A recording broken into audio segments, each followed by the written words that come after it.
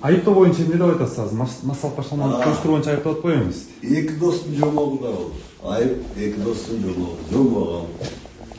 Жыйынга катышып койгон кылмыш эмес да. Мени чакырды кеңешебиз деп бардым. Жыйынга катыштык, өзүбүздүн пикирди айттык, кемпир батты кантип сактап калабыз деп. Ошол эмес. Өздөрү деле жыйын өткөрүп атпайбы, мажбурлап эжелерди алып келип жыйын өткөрүп атат. Алардын жыйыны менен кылмыш эмес тарап биз жыйылып калсак эле кылмыш болуп калат. Ama sosyal tarmaqlarda videolor taratылып атпайбы жанагы Аны лезо менен кыркып туруп билесиңер деп узакылдатып атат. Ал записинде деле мен айтып атам, ал жерде кантип жогорку кеңешке, президентке таасир этебиз деген сөз болуп атат.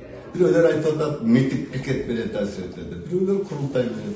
Мен айтып атам, жогорку кеңешке, президентке экөө эле таасир этиш керек. Ошонун үстүнөн иштеш керек. Бул менин пикирим. Таасир этиш кандай дегенди айтып атабыз. Мына биз курултай өткөрүүнү айтабыз.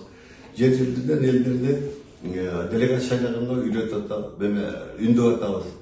Президентке биз демелечи топ түстүк, ушуларды куугунду кырба деп кат жазган. Жыйын качан болду? 22 октябрь. Ой, жыйын. Ошол жыйынга мени чакырган киши айыптар эмес, интерес ошол деп болот. Ким чакырды сизди? Бул Мамбетжулус Абыловдун демилгеси менен болгон. Ал жооп беришкен.